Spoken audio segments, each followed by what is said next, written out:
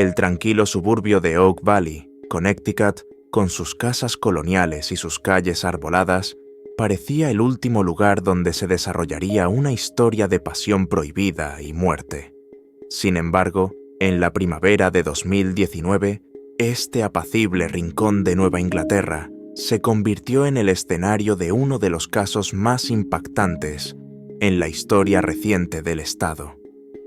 La jueza Victoria Blackwood, de 45 años, era una figura respetada en la comunidad legal de Connecticut. Con más de 2 décadas de experiencia en el sistema judicial, se había ganado una reputación de ser estricta pero justa. Su camino hacia la judicatura había sido ejemplar. Graduada con honores de Yale Law School, fiscal adjunta del distrito y finalmente jueza del Tribunal Superior desde hacía 8 años. Victoria vivía sola en una elegante casa georgiana en Oak Valley, después de que su matrimonio de 15 años con el fiscal James Morrison terminara en divorcio 3 años antes. Sus colegas la describían como metódica y reservada, dedicada por completo a su trabajo.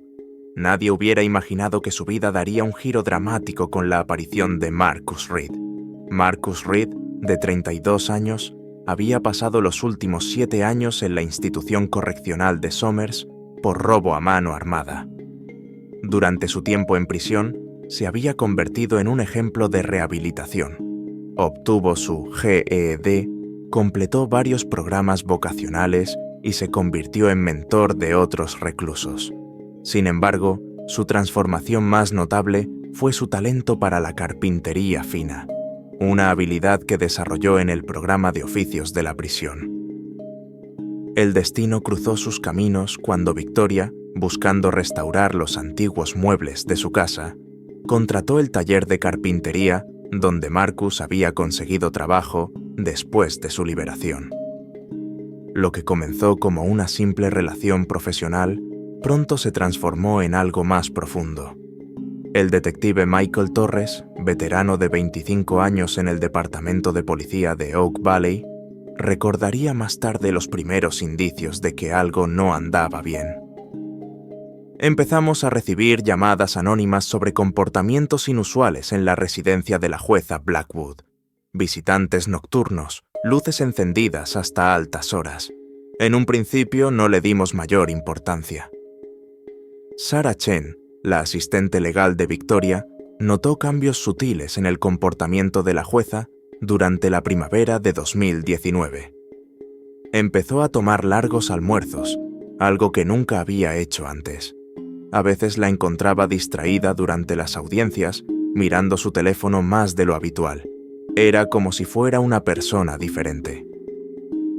El fiscal James Morrison, ex esposo de Victoria, también percibió el cambio en su exmujer durante las pocas veces que coincidían en eventos legales. Victoria siempre había sido predecible, metódica. De repente, parecía más animada, más imprevisible. Llegué a pensar que por fin había superado nuestro divorcio. La relación entre Victoria y Marcus se desarrolló en secreto durante varios meses.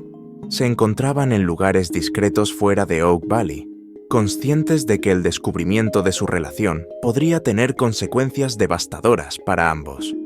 Victoria sabía que una relación con un ex convicto podría destruir su carrera judicial, mientras que Marcus temía que cualquier escrutinio pudiera afectar su libertad condicional.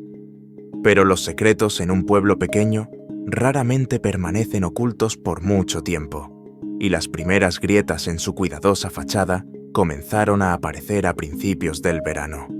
Rachel Thompson, una vecina de Victoria que vivía en la casa contigua, fue la primera en notar algo inusual. Empecé a ver una camioneta blanca estacionada frente a su casa tarde por la noche. Al principio pensé que serían trabajos de renovación, pero los horarios eran extraños y las visitas demasiado frecuentes. El detective Torres asignó al oficial novato, David Rodríguez, para vigilar discretamente la residencia de Victoria. Durante 2 semanas, Rodríguez documentó las entradas y salidas, notando un patrón regular de visitas nocturnas. La camioneta llegaba alrededor de las 10 de la noche y se iba antes del amanecer. Siempre el mismo vehículo, siempre los mismos horarios. La situación se complicó cuando Amanda Reed, la hermana de Marcus, comenzó a sospechar de los cambios en el comportamiento de su hermano. Marcus siempre había sido transparente conmigo desde que salió de prisión. De repente, empezó a ser evasivo sobre dónde pasaba las noches. Tenía un nuevo teléfono que mantenía bloqueado y comenzó a gastar dinero en ropa cara que no podía permitirse con su salario del taller. El supervisor de libertad condicional de Marcus, Robert Hayes, también notó cambios preocupantes. Reed estaba haciendo un trabajo ejemplar en su rehabilitación, pero algo cambió. Comenzó a llegar tarde a nuestras reuniones mensuales, parecía distraído, y había discrepancias en los informes de sus horarios de trabajo. La tensión aumentó cuando Gregory Patterson, un periodista local del Oak Valley Herald, comenzó a investigar rumores sobre una relación inapropiada entre una jueza y un exconvicto. Patterson había recibido un soplo anónimo y, aunque inicialmente era escéptico, las evidencias comenzaron a acumularse. Empecé a seguir las pistas por rutina, recordaría Patterson más tarde. Pero cuanto más cavaba, más conexiones encontraba. Registros de llamadas telefónicas, testigos que los habían visto juntos en restaurantes fuera de la ciudad, recibos de compras que no coincidían con los ingresos declarados de Reed. La presión sobre la pareja aumentó cuando Elizabeth Martínez, una colega jueza y amiga cercana de Victoria, la confrontó sobre los rumores. «Vi las señales de advertencia», diría Martínez posteriormente. «Le advertí que estaba jugando con fuego, que su carrera y reputación estaban en riesgo, pero Victoria estaba como en trance, convencida de que podía mantener su vida personal separada de su vida profesional». A mediados de julio, la situación se volvió crítica cuando James Morrison, el exesposo de Victoria, se encontró accidentalmente con la pareja en un restaurante en las afueras de Hartford. Morrison, quien mantenía contactos cercanos con el Departamento de Libertad Condicional, reconoció inmediatamente a Marcus de los archivos que había manejado como fiscal. «No podía creer lo que veían mis ojos», declararía Morrison más tarde. Victoria, una jueza respetada, cenando íntimamente con un exconvicto que había procesado nuestro sistema. Sentí que tenía la obligación moral de reportarlo. La denuncia formal de Morrison desencadenó una investigación interna en el sistema judicial. Victoria fue discretamente apartada de casos criminales, limitándola a casos civiles mientras se investigaba la situación. Esta acción, aunque pretendía ser discreta, no pasó desapercibida para la comunidad legal. El mundo cuidadosamente construido de Victoria y Marcus comenzó a desmoronarse. Las presiones externas, combinadas con el escrutinio creciente, comenzaron a afectar su relación. Las discusiones se volvieron más frecuentes y los vecinos reportaron oír argumentos acalorados provenientes de la casa de Victoria durante las visitas nocturnas. La situación alcanzó un punto crítico cuando Lauren Valdez, una joven pasante en la oficina del fiscal del distrito, descubrió evidencia de que Victoria había accedido irregularmente a los registros sellados de Marcus. Encontré múltiples consultas realizadas desde la terminal de la jueza Blackwood, todas relacionadas con el caso Reed, revelaría Valdez en su testimonio posterior. Las búsquedas se realizaron meses antes de que contratara el taller de carpintería.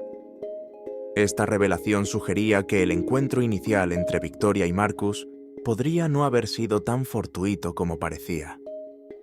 El detective Torres comenzó a sospechar que Victoria había estado siguiendo la carrera de Marcus desde antes de su liberación.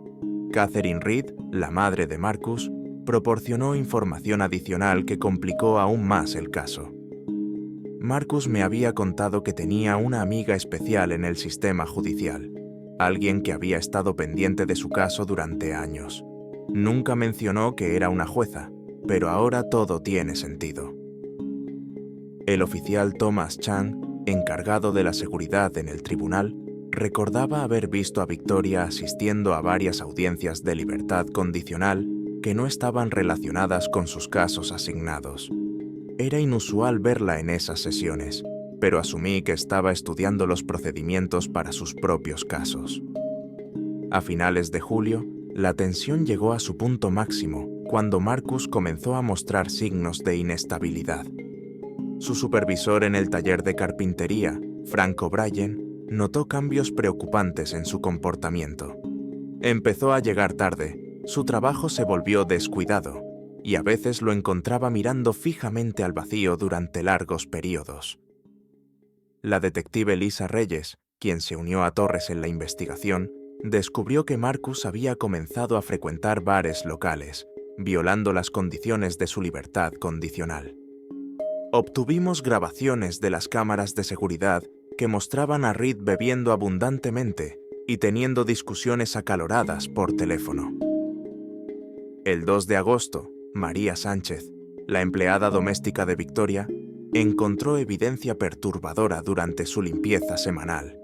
Había vidrios rotos en el estudio, papeles esparcidos por el suelo y lo que parecían ser manchas de sangre en la alfombra.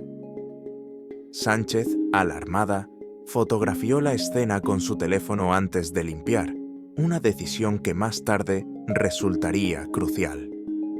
Jennifer Walsh, una farmacéutica local, reportó que Victoria había estado comprando grandes cantidades de analgésicos sin receta durante las últimas semanas. Parecía ansiosa y distraída, muy diferente a su comportamiento habitual. El detective Torres, preocupado por la escalada de eventos, intentó hablar con Victoria directamente. La jueza Blackwood me recibió en su despacho, pero fue una conversación tensa. Negó cualquier relación inapropiada con Reed y sugirió que las acusaciones eran parte de una campaña de desprestigio orquestada por su exesposo. Mientras tanto, Marcus comenzó a exhibir un comportamiento cada vez más errático. Su hermana Amanda reportó que había empezado a hablar sobre grandes cambios que vendrían pronto y la necesidad de limpiar el pasado. La noche del 5 de agosto, varios vecinos reportaron gritos provenientes de la casa de Victoria. Rachel Thompson, la vecina más cercana, llamó a la policía después de escuchar lo que describió como sonidos de una violenta discusión y objetos rompiéndose. Cuando la policía llegó a la residencia de Victoria, encontraron la puerta principal entreabierta, pero la casa aparentemente vacía. El detective Torres, quien encabezó la inspección inicial, notó inmediatamente signos de violencia. Una mesa volcada en el vestíbulo, manchas de sangre en las paredes y huellas ensangrentadas que llevaban hacia el sótano. El oficial Rodríguez, que fue el primero en bajar al sótano, se encontró con una escena que lo perseguiría durante años. El cuerpo de la jueza Blackwood estaba tendido junto a la lavadora, con múltiples heridas de arma blanca. La sangre había empapado su ropa de diseñador y formado un charco oscuro en el suelo de concreto. La doctora Isabel Ramírez, médica forense del condado, llegó a la escena poco después de la medianoche. Su examen preliminar reveló que Victoria había recibido al menos 15 puñaladas, principalmente en el torso y cuello. La violencia del ataque sugiere un crimen pasional, con signos claros de ensañamiento, señaló en su informe inicial. El equipo forense, dirigido por el Dr. Winston Chen, encontró evidencia adicional que sugería una lucha prolongada. Había defensas activas evidentes, piel bajo las uñas de la víctima, cabello en sus manos y marcas de forcejeo en sus brazos, explicaría Chen en su testimonio posterior. La detective Sofía Patel, especialista en escenas del crimen, documentó meticulosamente la progresión de la violencia a través de la casa. La pelea comenzó en el estudio del segundo piso, continuó por las escaleras y terminó fatalmente en el sótano. La víctima aparentemente intentó escapar de su atacante. Marcus Reed se convirtió inmediatamente en el principal sospechoso, pero había desaparecido.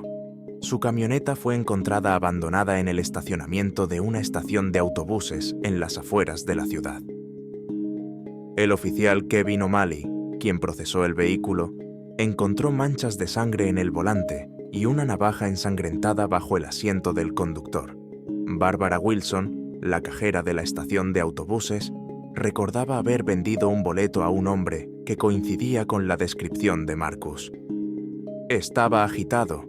Sus manos temblaban cuando me dio el dinero. Su camisa tenía manchas oscuras que intentaba ocultar con una chaqueta. El detective Nathan Forbes, asignado a rastrear el movimiento de Marcus, descubrió que había comprado un boleto a Montreal. Reed tenía conexiones en Canadá a través de un antiguo compañero de prisión. Creemos que planeaba cruzar la frontera y desaparecer. La investigación reveló que la relación entre Victoria y Marcus se había deteriorado rápidamente en los días previos al asesinato. Emily Chang, una barista en el café local, recordaba una discusión acalorada entre ellos la mañana del crimen. Él la acusaba de arruinar su vida, de exponerlo. Ella lloraba y le suplicaba que se calmara. El análisis del teléfono de Victoria, realizado por la técnica forense digital Diana Martínez, reveló una serie de mensajes amenazantes enviados por Marcus en las últimas 48 horas. Los mensajes mostraban una escalada de violencia verbal y amenazas explícitas, informó Martínez. Reed culpaba a la jueza por la pérdida de su trabajo y por una investigación pendiente de libertad condicional. El supervisor Hayes había iniciado una investigación sobre Marcus 2 días antes del asesinato, después de recibir informes de su consumo de alcohol. Cuando le informé que tendría que comparecer ante la Junta de Libertad Condicional, Reed se desmoronó. Dijo que no podía volver a prisión, que ella lo había prometido protegerlo. La búsqueda de Marcus Reed se convirtió en una operación interestatal masiva. El agente especial del FBI Derek Martínez tomó el control de la investigación, coordinando esfuerzos con las autoridades canadienses. Teníamos razones para creer que Reed intentaría cruzar la frontera por un punto remoto en Vermont, basándonos en la información de su teléfono celular, explicó Martínez. La investigación recibió un giro inesperado cuando Rebecca Collins, una excompañera de celda de Marcus durante su tiempo en prisión, se presentó con información crucial. Marcus me contactó la noche del asesinato, reveló Collins. Estaba histérico, diciendo que Victoria lo había traicionado, que había descubierto que ella estaba cooperando secretamente con la fiscalía para revocar su libertad condicional. El análisis de los registros del juzgado, realizado por el investigador judicial Carlos Mendoza, confirmó que Victoria había mantenido reuniones privadas con el fiscal del distrito en las semanas previas al asesinato. Encontramos evidencia de que la jueza Blackwood estaba proporcionando información sobre las violaciones de libertad condicional de Reed, informó Mendoza. Parecía estar intentando distanciarse de él de manera oficial. La doctora Eleanor Wright, psiquiatra forense asignada al caso, revisó los diarios personales de Victoria encontrados en su estudio. Los escritos de la jueza Blackwood revelaban un profundo conflicto interno. Se debatía entre su atracción por Reed y su deber profesional. En las últimas entradas, expresaba miedo por su comportamiento cada vez más errático. El detective Adrian Foster, especializado en análisis de comportamiento, estudió los patrones de la relación. Vimos señales clásicas de una relación abusiva. Reed había comenzado a ejercer control sobre la jueza, aislándola de amigos y colegas, y utilizando su posición vulnerable para manipularla. La sargento Olivia Parker, del Departamento de Personas Desaparecidas, rastreó el movimiento de Reed a través de 3 estados. Utilizó tarjetas de débito prepagadas y teléfonos desechables, pero cometió errores. Dejó un rastro de transacciones que pudimos seguir hacia el norte. El doctor Samuel Richardson, experto en medicina legal, analizó las heridas de Victoria. El patrón de las puñaladas sugiere un ataque frenético, impulsivo. El asesino alternó entre heridas superficiales y profundas, indicativo de un estado emocional extremadamente alterado. Mientras tanto, la investigación descubrió una red de mentiras y manipulación más profunda de lo que nadie había imaginado. La analista financiera, Julia Chen, descubrió que Marcus había estado extorsionando a Victoria. Encontramos transferencias regulares de grandes sumas de dinero desde las cuentas personales de la jueza Blackwood a varias cuentas vinculadas a Reed, informó Chen. El detective Gregory Harrison, investigando los antecedentes de Reed, descubrió un patrón inquietante. No era la primera vez que Reed se involucraba con una mujer en posición de autoridad. Durante su encarcelamiento, había manipulado a una consejera penitenciaria para obtener privilegios especiales. La agente especial Vanessa Torres, experta en perfiles criminales del FBI, evaluó el comportamiento de Reed. Mostró características de un depredador social sofisticado. Utilizó su carisma y vulnerabilidad aparente para atraer a mujeres profesionales solitarias, estableciendo relaciones de dependencia que luego explotaba. El punto de inflexión en la investigación llegó cuando Lucía Ramírez, una camarera en un pequeño restaurante de Vermont, reconoció a Reed de las noticias. Vino tarde en la noche, parecía nervioso y no dejaba de mirar por la ventana. Tenía rasguños en la cara y las manos. La información proporcionada por Lucía Ramírez desencadenó una rápida respuesta táctica. El equipo SWAT, dirigido por el comandante Marcus Bradley, rodeó el motel donde Reed se había registrado bajo un nombre falso. «Teníamos que actuar con extrema precaución», explicó Bradley. «Los sospechosos acorralados en estas situaciones suelen ser extremadamente peligrosos». La negociadora Alexandra Winters intentó establecer comunicación con Reed durante 6 tensas horas. Su estado mental era extremadamente inestable, informó Winters. Alternaba entre momentos de remordimiento profundo y arranques de ira, culpando a Victoria por destruir todo lo que habían construido juntos. El doctor Philip Martínez, psiquiatra forense que analizó las transcripciones de la negociación, identificó patrones preocupantes. Reed exhibía características clásicas de trastorno de personalidad narcisista, con tendencias antisociales. Su rabia surgía de la percepción de que Victoria lo había traicionado al elegir su carrera sobre él. La inspectora Helen Davidson, revisando la evidencia recuperada del motel, encontró un diario detallado que Reed había estado escribiendo. Las entradas revelaban una obsesión creciente y planes elaborados para vengarse de Victoria. Había estado planificando el ataque durante semanas, esperando el momento oportuno. La detective Samantha Quinn, especializada en delitos pasionales, analizó los últimos días de Victoria. Encontramos evidencia de que la jueza había comenzado a documentar el comportamiento amenazante de Reed. Había instalado cámaras de seguridad en su casa y cambiado sus cerraduras 3 días antes del asesinato. El oficial de comunicaciones, Brandon Foster, monitoreó las últimas llamadas entre Victoria y Reed. En su última conversación, Reed amenazó con exponer públicamente su relación si ella no intercedía en su investigación de libertad condicional. La jueza se mantuvo firme, diciéndole que no podía comprometer su integridad profesional. La doctora Patricia Álvarez, experta en violencia doméstica, revisó los patrones de la relación. Vimos una progresión clásica de abuso, aislamiento, control financiero, chantaje emocional y finalmente violencia física. Victoria estaba atrapada en un ciclo del que intentaba desesperadamente escapar. Después de un enfrentamiento tenso, Reed finalmente se rindió. El sargento Derek Thompson, quien lo esposó, notó algo perturbador. Tenía una sonrisa extraña en su rostro, como si hubiera logrado exactamente lo que quería. Dijo que ahora todos sabrían quién era realmente Victoria Blackwood. Durante el interrogatorio, Conducido por la detective Miranda Chen, Reed mostró una frialdad escalofriante.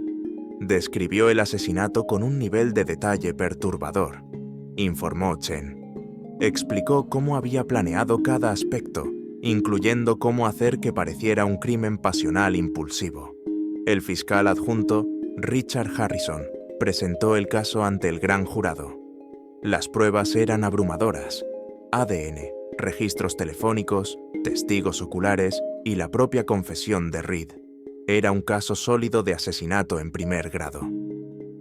La jueza Elizabeth Morgan presidió el juicio, que duró 3 semanas.